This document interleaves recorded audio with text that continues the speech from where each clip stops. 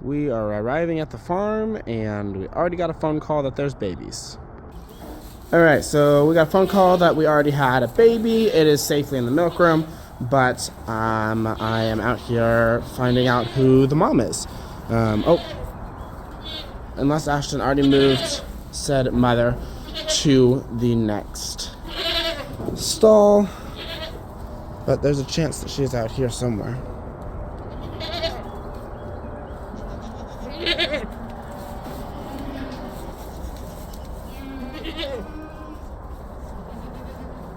Okay, I don't see her in this pen, so let me check over on the far stall to see if that's where she is. Alright, well, Ashton says that it's treason, so that's who I came out here to find, and here she is.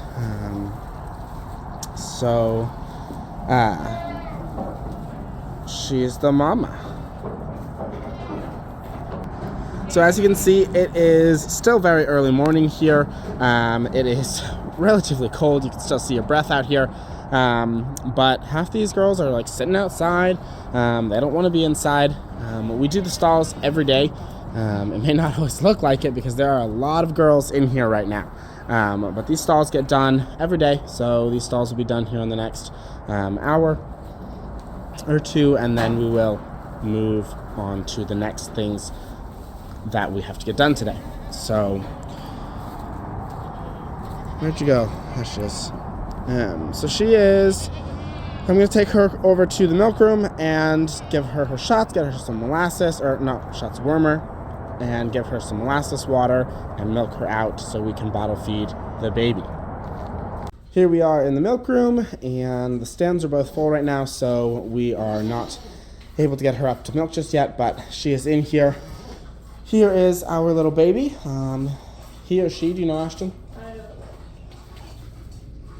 This one is a little girl. So we've got a little girl, and she is a little bit cold, so we're getting a heat lamp prepared so that we can attempt to warm her up quickly.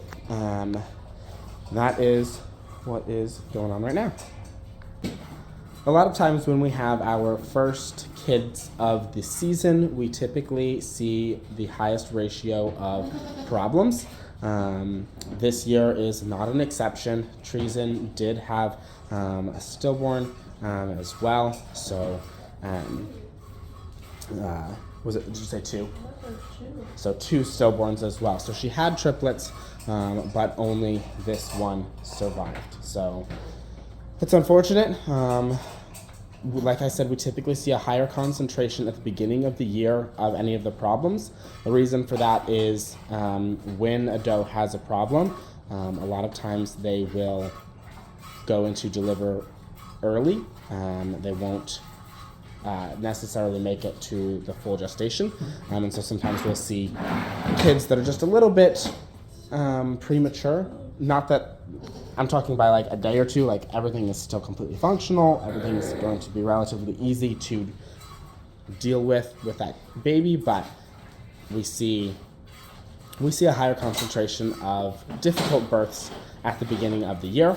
And so treason starting us off with 1 live kid is not the worst thing, even though we did unfortunately have 2 stillborns as well.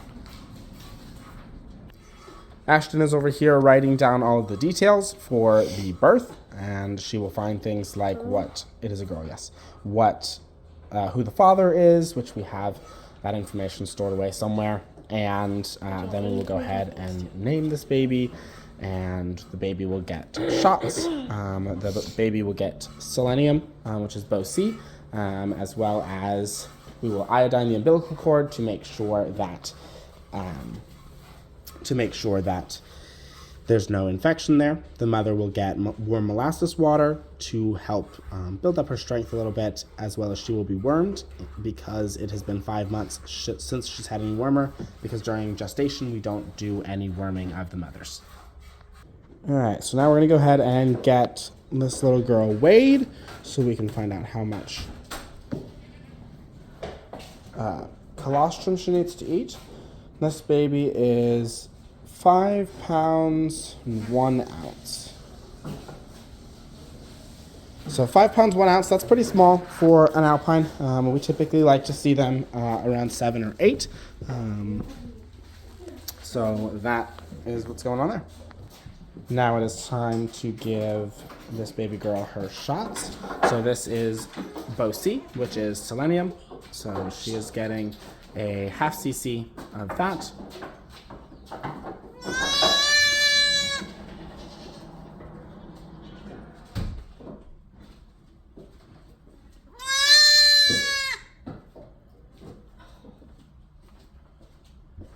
And there we go. So once she has that, she just needs to be iodined. I'll put it over here.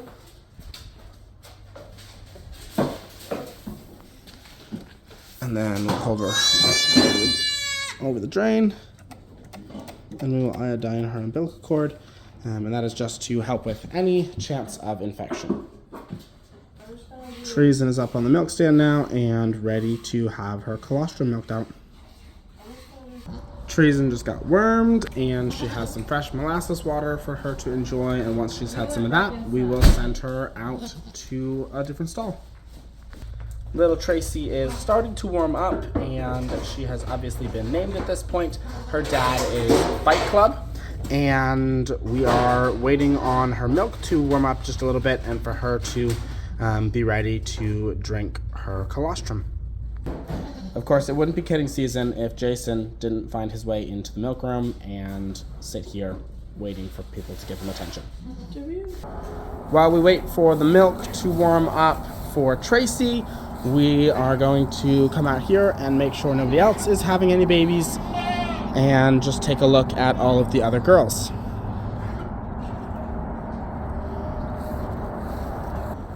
When I'm out here in the barn looking for signs that somebody is getting close to delivering, some of the things I'm going to be looking for is whether they've dropped or not, which is where, for instance, Zelina, you can see has dropped. You can see the,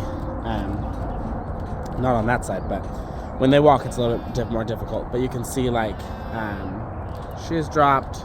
It's where their sides drop before the babies can be born. The babies have to drop lower so that it stretches out the birth canal, and then the babies can come up into the birth canal again, and it's not just right there. So that's one of the things I'll look for. Another thing I look for is whether or not the girls have bagged up, whether we're seeing much of an udder on them. We'll also look for signs of discomfort, things like yawning, grinding teeth, other signs of discomfort. And then obviously the last sign would be birthing goo, and you can typically see that anywhere between a couple hours to 10 minutes before they are in full delivery. One of the things that can be very misleading is something we call a plug, and that would be that little bit of birth goo right there. So a plug is what is used to seal the cervix, and that can release as the cervix begins to efface and dilate, and that can be released days before they actually go into delivery. It also, a lot of times, can happen very quickly, and it could mean that she's going to deliver today. So all these little signs add up to help us be able to determine when we expect those to deliver, but we are never super accurate, and we always end up having surprise babies that we are not expecting to be born that day, or we just miss the signs because we don't get to spend all day in here with the girls just watching them. So this is the pen of the first fresheners. They are the crazy ones. They like to chase around and they still nibble on everything. And we would expect a lot of these girls to only have singles or twins. We're not expecting too many sets of triplets from these girls. But these ones are all, actually it's not entirely true that they're all a year old. There are, I believe, 2 in this pen that were not bred their first year, and so they are first fresheners as 2-year-olds, like Timepiece back there. So that's some of our girls. Some of our girls do that. Hey, chill, Vignette.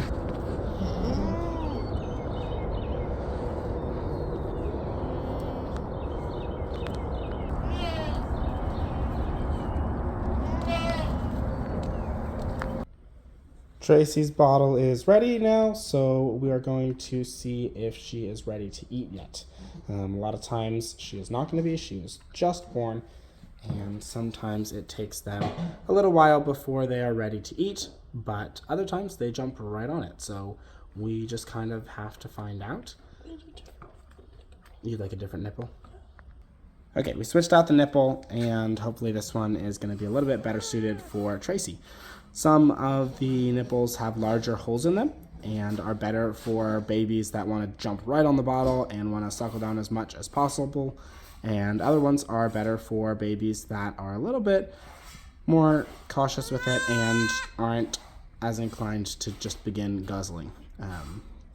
You can see she is close to being ready. She's bobbing her head there, and she did have a little bit, but it's looking like we should probably warm her up just a little bit more before she is fully ready to actually latch on and begin drinking. As far as mornings on the farm go, this has not been a bad one. We had one beautiful little girl born, and we've got 57 more does that could be pregnant and delivering in the next couple of weeks. I'll see you all tomorrow.